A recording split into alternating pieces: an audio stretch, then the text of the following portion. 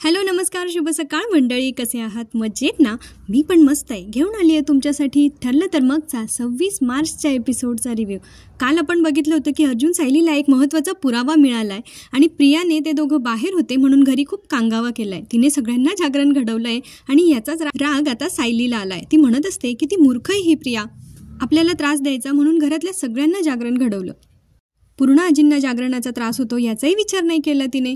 तेव्हा अर्जुन म्हणतो की ती या घरात सगळ्यांना त्रास देण्यासाठीच आली आहे मिसेस सायली. सायली ना कधीतरीच अशी चिडते जशी ती आज चिडली आहे. ती म्हणत असते, आधी म्हणायची की तुमच्यावर तिचं प्रेम आहे आणि आता अश्विन भाऊजींशी लग्न करून आली. बरं आता केलंय ना लग्न, मग जरा शांततेत संसार करायचा ना. तर अर्जुन म्हणतो प्रिया आणि शांतता या दोन गोष्टी कधी एकत्र येऊ शकत नाही. मग सायली म्हणते की पण नवीन नातं सुरू करताना प्रेम तर असायलाच हवं ना. तर अर्जुन तिला सांगत असतो की प्रेम ह्या शब्दाचा अर्थ तरी माहिती आहे का तन्वीला? तिचं माझ्यावरही कधीच प्रेम नव्हतं and I am very sure की तिचं अश्विनवर पण प्रेम नसणार आहे. प्रेम ही किती मस्त फिलिंग आहे हे मी जेव्हा तुमच्या प्रेमात पडलो ना तेव्हा मला कळलं. ह्या गोष्टी प्रियाला कशा समजणार आहे? ती आधी मला ट्रॅप करण्याचा प्रयत्न करत होती, पण जेव्हा हे शक्य नाही झालं तेव्हा तिने माझ्या इनोसंट भावाला ट्रॅप. दुसरीकडे आता प्रिया लागली आहे पुन्हा ड्रामा करायला. आता ती बेडवर येऊन बसली आहे आणि वाट बघते की कधी अश्विन येणार आणि ती तिचा मेलोड्रामा सुरू करणार. आणि अश्विन आलाय. अश्विनला तर काय आता सध्या खूपच जास्त बोलणं सुचतंय, त्यामुळे तो आता बोलतो, माझा तर विश्वासच बसत नाहीये की दादा असा वागतोय. त्यावेळेला प्रिया म्हणते, एरवी सायली आणि अर्जुन तर मला बोल लावतातच, पण आज तर ते चक्क मला चोर म्हणाले. म्हणजे त्यांनी तो शब्द जरी नसेल वापरला तरी त्याचा अर्थ तर तोच होतो ना. तेव्हा अश्विन म्हणतो, त्याने चोर म्हटल्यावर काही तू चोर नाही होत तन्वी. पुढचे डायलॉग ऐका हा तन्वीचे, म्हणजे प्रियाचे. ती काय बोलते, जेव्हा सासरची माणसं नवीन सुनेसोबत असं वागतात ना तेव्हा तिला काय वाटतं हे मी तुला कसं सांगू. मी हे घर जोडून ठेवण्याचा प्रयत्न करते आणि सायली सारखं तोडण्याचा प्रयत्न करते, म्हणून तर ती असं सगळं उकरून काढत असते. आता कोणी उकरून काढलं बरं? अश्विनने एकदा ॲनालिसिस करायला नको का? मला त्या खोलीला कुलूप दिसलं म्हणून मी काळजीपोटी विचारलं, काळजीपोटी. तर अर्जुन आणि सायलीने सगळं माझ्यावरच उलटवलं. आता अश्विन तिला सांगतो, हे बघ तन्वी तू शांत हो, बघ मी तुला खात्रीने सांगतो की यापुढे असं काही होणार नाही. तेव्हा प्रिया म्हणते, म्हणजे तू काय करणार आहेस? जाऊन तुझ्या भावाशी वाद घालणार आहेस का? आणि तो वकिली भाषेत तुला गप्प बसवेल. आणि नाहीतरी इतकं काहीतरी झालं तरी घरातल्यांना सगळ्यांना अर्जुनच खाम वाटतो, तुझं तर अस्तित्वही कुणाला जाणवत नाही. आता प्रियाने इथे काडी लावायला सुरुवात केली आणि अश्विनच्या मनात विष घालवायला सुरुवात केलेली आहे. दुसरीकडे आता सायली आणि अर्जुनचा संवाद त्यांनी आपल्याला पूर्ण होताना दाखवला आहे आणि तिथे सायली म्हणत असते की प्रियाचे आजपर्यंत खूप मित्र होते पण कधी ती कुठल्या बंधनात नाही अडकली आणि ह्या वेळेला तिने स्वतःच लग्नाच्या बंधनाची म्हणजे लग्नाची बेडी अडकवून घेतली आहे. ही गोष्ट काही सायलीला पचत नाही आहे. तिचे हे सगळे कारस्थानं घरामध्ये चालले ना, यामुळे अर्जुन आणि सायली फार वैतागलेत. पण अर्जुनने आता सायलीला स्ट्रिक्टली सांगून टाकलंय की तिने तोंड उघडलं की आपण उत्तर द्यायचं, ऐकून घ्यायचं नाही बिलकुल तिचं. बरं आता सायली विषय चेंज करते आणि ती म्हणते, झालं का तुमचं काम? तर अर्जुन म्हणतो, हां आपण जे फोटोज काढले होते ते मी जरा अपलोड करून देतो मग होईल. मग सायली म्हणते, हे तुम्ही कोर्टात दाखवणार आहात का? तेव्हा अर्जुन सांगतो की नाही, फक्त एवढे पुरावे पुरेसे नसणार आहेत, कारण आपल्याला याच्याने हे नाही सिद्ध करता येणार ना की तिनेच खून केला आहे. फक्त ती त्या आश्रमात गेली होती एवढं आपण सिद्ध करू शकतो आणि आताच जर हे पुरावे दाखवून दिले तर त्याचा काही फारसा उपयोग होणार नाही. सो आपल्याला अजून पुरावे गोळा करावे लागतील आणि म्हणून हे तो तात्पुरता आता लॅपटॉपमध्ये सेव्ह करून ठेवतोय म्हणजे ते सेफ राहतील. आता सायली म्हणते, बरं आता तरी झालंय का तुमचं काम? तर अर्जुन म्हणतो, तुम्ही आवरून घ्या, तोपर्यंत माझं काम होईलच. प्रियाची आग लावी काय अजून संपत नाहीये, तिचं अजून बड चाललंच आहे. ती आता अश्विनला सांगत असते की हे बघ अरे तू पण या घरचा मुलगाच आहे, पण असं या घरात कोणाला वाटत नाही ना. आणि अर्जुनचं कसं आहे, अरे त्याचा अहंकार खूप मोठा आहे, त्यामुळे तो सतत तुला कमीपणा घ्यायला लावतो. आणि माझं असं म्हणणं आहे की जर वाद टळणार असतील तर तू घे ना कमीपणा, माझं काहीच म्हणणं नाही आहे. त्यावेळेला आता अश्विनची पण ट्यूब पेटते. लगेच तो म्हणतो, मग का दरवेळेला सतत मीच माघार घ्यायची, का दरवेळेला सतत मीच कमीपणा घ्यायचा? असं अजिबात होणार नाही आहे. म्हणजे माझी बायको, माझा संसार, याला काही किंमत आहे की नाही? झालं लग्नाला 2 दिवस नाही झाले तेवढ्यात याचं झालं सुरू. आता एवढं सगळं आग लावून वरून प्रिया म्हणते, मला तुमच्या दोघं भावांमध्ये वाद निर्माण करायचे नाहीये तरी. मग अश्विन अजून तिची बाजू घेतो आणि म्हणतो, हे बघ तुझ्यामुळे काहीही होत नाही आहे आणि तुला माहिती आहे की मला तुझ्या डोळ्यात पाणी नाही बघवत. आता तो तिला अबो बोबो करून सगळं समजवतो आणि प्रिया तिच्या प्लॅनमध्ये सक्सेसफुल होते. आता तो दिवस तर संपलाय, म्हणजे ती रात्र झाली, आता नवीन दिवस उजाडला आहे. आता प्रिया अजूनही झोपेत आहे. एक दिवस उठून झालं तिचं चुकून तिच्याकडून, म्हणजे आता करायचंच आहे तिला, नाईलाज होता म्हणून ती उठली होती. पण आज काही तिला उठवत नाही आहे. तिचा एकदा अलार्म वाजला, तिने तो बंद केला, परत झोपली. पुन्हा एकदा अलार्म वाजला, मग आता तिला जाग आली. सकाळी सकाळी स्वतःलाच पुश करत ती म्हणत असते, उठ प्रिया उठ, नवीन सुनबाई किती परफेक्ट आहे. ह्या नाटकाचे शोज अजून काही दिवस लावावेच लागणार आहेत. आता तिला सगळ्या गोष्टी करून घ्यायच्या आहेत ना दुसऱ्यांकडून, म्हणजे रांगोळी काढून घ्यायची आहे आणि स्वतः दाखवायचं आहे की मी किती चांगली सून आहे, मी किती सकाळी लवकर उठते आणि सगळं घरातलं आवरते वगैरे, असं सगळं तिला करायचं आहे. आता ती रांगोळीवाली ताई आली आहे, ती बहुतेक केव्हापासून वाट बघत होती, पण प्रियालाच उठायला उशीर झाला आहे. त्यामुळे ती म्हणते, ताई मी केव्हापासून वाट बघते आणि तुम्ही आत्ताशी आलाय. आता प्रिया म्हणते, इथे आधीच आहे ना, एक तर सकाळी लवकर उठून माझं डोकं फिरते, तू त्यात जास्त अजून त्रास देऊ नको मला. आणि ते काम कर लवकर, जा रांगोळी काढ, मस्त रांगोळी काढ आणि ती कालची सगळी रांगोळी साफ करून घे. त्यावेळेला आता ती म्हणते, ताई मी एवढं सकाळी लवकर येते, एवढी छान रांगोळी काढते, माझी रांगोळी कशी वाटली. प्रिया म्हणते, मुद्द्याचं बोल. तेव्हा ती सांगते, नाही मग तेवढ्या दिवसाचं पेमेंट करून टाका ना मला, एक तर मी एवढी पहाटून येते रांगोळी काढायला. तेव्हा प्रिया तिला मंगळसूत्र दाखवते आणि म्हणते, हे बघ सुभेदारांची सून आहे मी, तुला काय वाटलं तुझे पैसे बुडवणार आहे, सगळे पैसे वेळेत देणार आहे, कळलं का, चल रांगोळी काढ आता. तिला कामाला लावून आता प्रिया पुन्हा रूममध्ये येते, पण तिला जाम झोप येते, तिला सवयच नाही आहे सकाळी लवकर उठण्याची.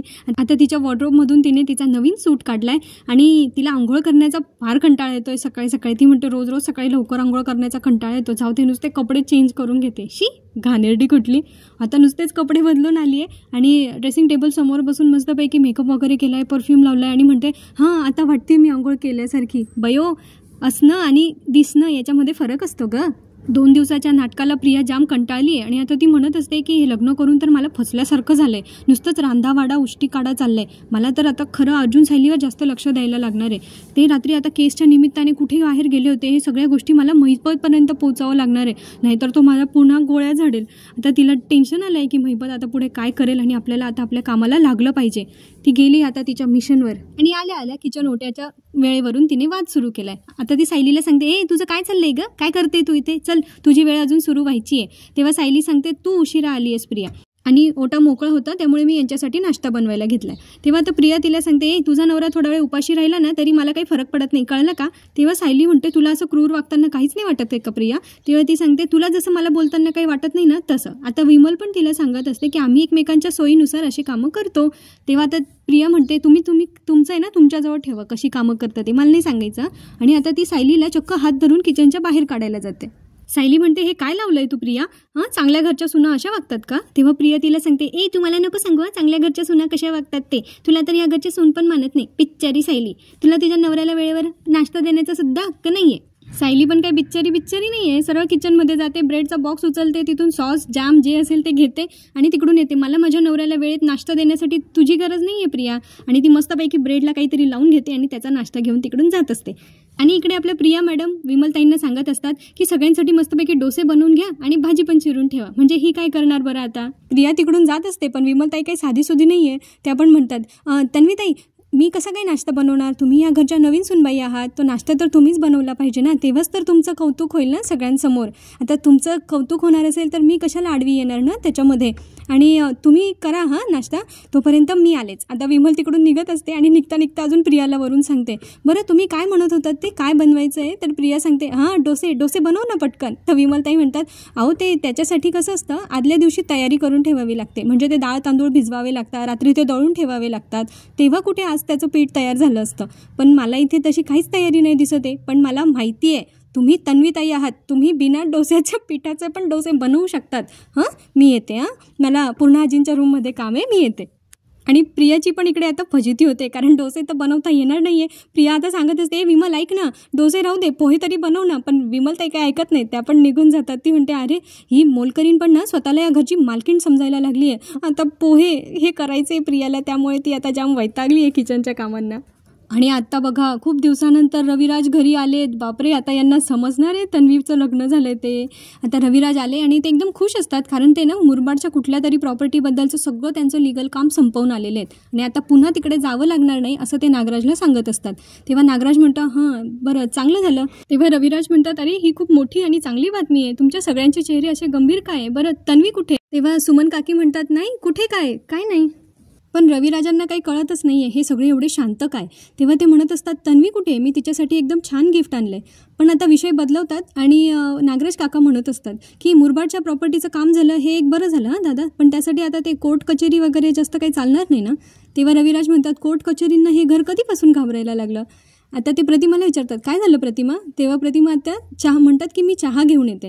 पण ते म्हणतात, नाही नाही थांब इथे 2 मिनटं. आणि ते मग नंतर सुमन काकींना विचारतात की झालंय काय. तेव्हा सुमन काकी सांगत असतात की मी स्वयंपाकाचं बघते. कुठे काय नाही, छानच चाललंय सगळं. पण रविराजांच्या लक्षात येतं की काहीतरी गडबड आहे. ते म्हणतात पण की मी इथे नसताना नक्कीच काहीतरी झालंय आणि तुम्ही सगळे माझ्यापासून लपवताय असं मला का वाटतंय. काय झालंय नेमकं. पण इथे आता कोणी अजून काही बोललेलं नाही आहे. हा सीन कट केला आहे आणि आता अर्जुन सायलीचा सीन सुरू झाला आहे. सायलीने आता त्यांच्या बोर्डवर मस्तपैकी त्यांच्या सगळ्या आठवणीतल्या फोटोंचं कोलाज बनवलं आहे. अर्जुनला ते कोलाज फार आवडतं. तेव्हा म्हणतो, वाव इथे किती छान कोलाज बनवलं आहे तुम्ही. कोणी बनवलं. सायली म्हणते, मी बनवलं आहे. आवडलं तुम्हाला. हे बघा आपले हनीमूनचे फोटो, लग्नाचे फोटो. अर्जुन म्हणतो, वाव खरंच मस्त झालं आहे. पण इथे आपला इन्व्हेस्टिगेशन बोर्ड होता ना, तो कुठे गेला. सायली म्हणते, माहीत नाही. अर्जुन म्हणतो, हां असं कसं माहीत नाही. हे नीट सांगा मला, नाहीतर मला सगळं इन्व्हेस्टिगेशन परत पहिलेपासून करावं लागेल. आता सायली हसत असते. अर्जुन म्हणतो, तुम्ही इतकं कॅज्युअली कसं काय घेऊ शकता, ते नीट सांगा मला, कुठे तो बोर्ड. तेव्हा सायली सांगते, त्या बोर्डचं महत्त्व तुमच्या इतकंच मलाही आहे. आणि म्हणून ती आता पलटून दाखवते. त्यात मागच्या साईडला अर्जुनचं इन्व्हेस्टिगेशन असतं आणि पुढच्या साईडच्या मोकळ्या जागेमध्ये सायलीने ते फोटोंचं कोलाज बनवलेलं असतं. तेव्हा अर्जुन म्हणतो, फॅन्टास्टिक आयडिया. पण हे सगळं काय केलं तुम्ही. तर सायली सांगते की सध्या आहे ना, मला सारखं असं वाटत असतं की जेव्हापासून लग्न झालंय ना, प्रिया आपल्या खोलीवर लक्ष ठेवून असते. त्यामुळे आता तिला हा बोर्ड दिसणारच नाही. सायली अर्जुनला सांगत असते की सारखी सारखी प्रियाना आपल्या खोलीपर्यंत येण्याचा प्रयत्न करत असते. आता सायलीला प्रश्न पडलाय की ती फक्त साक्षीदार आहे, म्हणजे प्रिया साक्षीदार आहे या केसची. तिला ह्या केसमध्ये एवढा इंटरेस्ट काय आहे तरी पण. आणि आता सायलीला एक क्लू सापडलाय की कदाचित प्रिया संशयिताला म्हणजे साक्षीला ही सगळी माहिती तर पुरवत नसेल ना. आणि त्या दोघांनाही आता शंका येते की कदाचित प्रिया महिपतच्या कॉन्टॅक्टमध्ये पण असेल. मग याच बाबतीत जर त्यांनी प्रियावर थोडं लक्ष ठेवलं तर त्यांचं काम सोपं नाही का होणार. पण काय माहिती ते हे का नाही करत आहे. सायली पुढे म्हणते की हा बोर्ड आता त्या महामायेपासून जरा वाचून राहणार आहे, म्हणून मी असं केलं. अर्जुन म्हणतो, काय म्हणालात तुम्ही, महामाया. सायली म्हणते, हो महामाया, म्हणजे तीच जी आपल्या घरात येते. अर्जुन म्हणतो, फंटॅस्टिक. आपला एक प्रॉब्लेम तर सॉल्व्ह झाला. म्हणजे जिला तुम्ही प्रिया आणि मी तन्वी म्हणतो तिचं आजपासून एक कॉमन नाव असणार आहे, महामाया. आणि आता ते दोघं हसतात. प्रियाचे हाल काय अजून संपलेले नाही आहेत बाबा. तिला डोसे करायचे होते पण बिना पिठाचे ते पण. आता तिने शेवटी पोहे बनवले आहेत आणि म्हणते या सुभेदारांना इम्प्रेस करण्यासाठी अजून किती दिवस या किचनमध्ये राबत राहावं लागणार आहे काय माहिती. आता तिच्या कल्पना आईला ती आता म्हणते, ही कल्पना कुठे गेली काय माहिती, सकाळपासून दिसत नाही. तिला शोधते आणि ओतते तिच्या घशात हा नाश्ता. आता तसं तर यांच्या घरात एकत्र नाश्ता करतात ना, पण का कुणाच ठाऊक आज प्रिया कल्पना त्यांच्या रूममध्ये नाश्ता घेऊन गेली. आणि जाता जाता आता ती सायली आणि अर्जुनच्या रूमच्या बाहेरून काही ऐकणार नाही असं कसं होणार. त्यावेळेला अर्जुन आता त्यांचं बरं झालं आधी सगळं बोलणं झालं आहे. आणि त्यानंतर आता अर्जुन म्हणतो की तुम्ही खरंच खूप हुशार आहात मिसेस सायली. कारण आता सायलीने तो बोर्ड पलटवलेला आहे ना, मग जेव्हा त्यांचं काम असेल त्यावेळेला तो बोर्ड लावणार आणि काम नसेल त्यावेळेला ते फोटो फ्रेमसारखं असणार. आणि प्रिया नेमका तो शब्द पकडते की सायलीची कसली हुशारी, म्हणजे नक्कीच केसबद्दल बोलत असणार. मी या घरात असताना जर साक्षी विरोधात एक जरी पुरावा यांनी गोळा केला ना तर महिपत माझा जीव घेईल. आता मला ना या दोघांसाठी काहीतरी करावंच लागणार आहे. आता तिच्या खुरापाती डोक्यात काहीतरी खुरापाती आयडिया आली आहे आणि ती आता कल्पना ताईंच्या रूममध्ये गेली आहे. तिने नॉक केलं आहे आणि आई असा आवाज देऊन ती आतमध्ये गेली. आता खोटं कौतुक करत ती सांगत असते, आई तुझ्यासाठी नाश्ता आणलाय गं. कल्पनाताई म्हणतात, आजपर्यंत मी या घरात सगळ्यांची काळजी घेत होती, पण आता माझी पण काळजी घेणारं कोणीतरी आहे. आता प्रिया जबरदस्ती कल्पनाताईंना बसवतात. त्यांच्या घशात खरंच तिने नाश्ता कोंबला, 1 चमचा घशात टाकलाय आणि मग म्हणते की आई अगं तुझे ना या घरात काळजी घेणारं कोणीच नाही आहे. तू ना आता खरंच रिटायर हो. ती तुझी मोठी सून, तिने जबाबदारी झटकली आणि तू झटकू दिलीस. तिने भात उकरून काढले आणि तू पण सांगून टाकलंस की घरात कोणाचा स्वयंपाक करू नकोस म्हणून. अगं तिला तेच तर हवंय. तिला त्या फक्त दोघांचं बघायचं असतं आणि तू पण तसंच वागू देतेस तिला. तेव्हा कल्पनाताई म्हणतात, अगं नाही, गेली 1.5-2 वर्ष तीच तर बघत होती सगळं. तेव्हा प्रिया म्हणत असते की अगं तिला तेव्हा कॉन्ट्रॅक्ट मॅरेज होतं ना, तर हे सगळं करणं तिला भाग होतं. आता काय करते, खरं लग्न झाल्यावर नुसतं महाराणीसारखी घरात फिरते, एकही कामाला हात लावत नाही. हेच तर हवं होतं सगळं. कल्पनाताई म्हणतात, सायलीचा हा डाव माझ्या लक्षातच नाही आला. झालं, उतरल्या कल्पनाताई तिच्या बाटलीत लगेच. पुढे आता प्रिया म्हणते, तुझा भार हलका करायला मी आहेच ग, पण ती सायली, मान्य आहे तू तिला सून मानत नाहीस, पण तिने तुझा सासू म्हणून मान ठेवायला नको का. कल्पनाताई आता प्रियाच्या पूर्ण झाशामध्ये येऊन गेल्या. आता त्यांना वाटतंय असं, हां प्रिया जे बोलते ते अगदी बरोबर आहे. इकडे आता अर्जुन त्याच्या केसबद्दल विचार करतोय आणि त्याला सारखं आठवतंय की त्यावेळेला त्यांनी जे रिक्रिएट केलं होतं ना मर्डरच्या वेळेचा सीन, की प्रिया कुठे होती जेव्हा मधुभाऊंना तिने खून करताना पाहिलं, ते त्याला सगळं आठवत असतं. आणि प्रिया कशी थोडंफार खोटं बोलत होती हे अर्जुनच्या लक्षात तर आलं आहे, पण त्याला अजून कनेक्शन नाही होते की का खोटं बोलली असेल प्रिया. आता आहे ना तो सायलीला म्हणत असतो की प्रियाचा काहीतरी संबंध आहे ह्या साक्षी आणि महिपतसोबत. त्यावेळेला सायली असं म्हणते की फक्त संबंध नाही आहे, मला तर असं वाटतंय ना की प्रिया महिपतला मदत करते. कारण बघा ना, धुळवडीच्या दिवशी तिला माहिती होतं की आपण मधुभाऊंना कुठे लपवलंय आणि लगेच महिपतची माणसं तिकडे पोहोचली. कशावरून तिनेच सांगितलं नसेल महिपतला की मधुभाऊ कुठे आहेत ते. मला तर वाटतंय ना की प्रिया आणि साक्षीची आधीपासूनच मैत्री असणार आहे. अर्जुनला आता बऱ्याचशा गोष्टी लिंक झाल्या आणि तो सायलीला म्हणतो, you are genius missus Sayali. Sayali म्हणते, एवढं काय झालं. आता अर्जुन सांगत असतो की तुम्ही मला सांगितलं होतं की प्रियाला पण आश्रम विकायचा होता, मग कशावरून महिपत आणि साक्षीच्या प्लॅनमध्ये आधीपासून प्रिया मिक्स नसेल आणि मग नंतर हे सगळं खुनाचा प्लॅन त्यांनी केला असेल आणि म्हणून प्रियाने साक्षीच्या बरोबरीने आणि मधुभाऊंच्या विरोधात साक्ष दिली नसेल. पुढे अर्जुन म्हणतो, आपण आत्तापर्यंत हा विचार करत होतो की प्रिया खोटी साक्ष का देते, कारण मधुभाऊंचं स्टेटमेंट वेगळं सांगताय आणि प्रियाचं स्टेटमेंट वेगळं सांगताय. जर आपण हे प्रूव्ह करू शकलो की प्रियाचं महिपत आणि साक्षीसोबत आधीच कनेक्शन होतं, तर हे सिद्ध होईल की त्या दिवशी कोर्टात खोटं बोलणारी व्यक्ती होती. तर सायली म्हणते, प्रिया मधुकर. आहा, आता यांना हे सगळे क्लू आता जोडायला सुरुवात झाली आहे. लवकरच आपल्याला काहीतरी एक्साइटिंग बघायला मिळणार आहे मित्रांनो. प्रियाचं अजून काही कान भरणं संपलेलं नाही आहे. ती म्हणते, काल बघ ना, सगळा स्वयंपाक कोणी केला, मी. नवऱ्यासाठी जागं कोण होतं, मी. आणि हिने काय केलं, काही काम केलं नाही आणि गेली अर्जुनसोबत भटकायला. मला तर वाटलं ते आल्यानंतर तू तिचा चांगला कान पकडशील, पण तू त्यांना काही बोलली नाही. आता कल्पनाताई म्हणतात, त्याचाच तर ते गैरफायदा घेतात ना. आता प्रिया सांगते, पण तू अशी मऊ वागत राहिली तर ते दोघं तर डोक्यावर बसतील ना. नाही म्हणजे त्या सायलीला सुभेदारांची मोठी सून असल्याचा मान तर बाहेर मिळतोच आणि घरात तिच्यावर जबाबदारी काय आहे, शून्य. आणि तू पण तिच्याच मनासारखं वागतेस. तेव्हा आता यांना पटतं कल्पनाताईंना. त्या म्हणतात, तू जे बोलतेस ना ते मला अगदी पटतंय बरं का. आणि हा अर्जुन पण सारखं तिची बायकोला मोठी सून असल्याचा मान देण्याच्या याच्यामध्ये माझ्याशी वाद घालत असतो, पण आता मी पण त्याला दाखवून देणार आहे की त्याची बायको कशी कारस्थानी वागते ते. झालं, आता प्रियाने तिच्या प्लॅनमध्येच सायलीचा फायदा करून घेतलाय बघा परत एकदा. बघूया पुढे कल्पनाताई आता हा मॅटर कसा सॉल्व्ह करतायत ते. आज अर्जुन आणि सायलीचं अजून बोलणं चाललंय बरं का. आता सायली अर्जुन आहे ना प्रियाच्या आजूबाजूने केसचा सगळा विचार करताय आणि खरं तर आहे ना प्रिया खोटं बोलते हे सिद्ध झालं ना की मग साक्षीने खून केला आहे हे पण लवकर सिद्ध होणार आहे. आता ते दोघं विचार करतायत की प्रिया आणि साक्षी या दोघांची मैत्री जी आहे ती खुनाच्या अगोदरची आहे. हे सिद्ध करणं तसं फारसं कठीण नाही आहे, पण तितकंसं सोपं पण नाही आहे. सुरुवात कुठून करायची. त्यावेळेला अर्जुन म्हणतो, असं कोणीतरी असेल ना ज्याने या दोघांना आधी कधी एकत्र पाहिलं असेल किंवा साक्षीने प्रियाला पैसे देताना वगैरे पाहिलं असेल किंवा मग असं कोणीतरी की ज्याला माहिती असेल की प्रियाला पण हा आश्रम विकायला हवा होता आणि म्हणून ती खोटं बोलली असेल.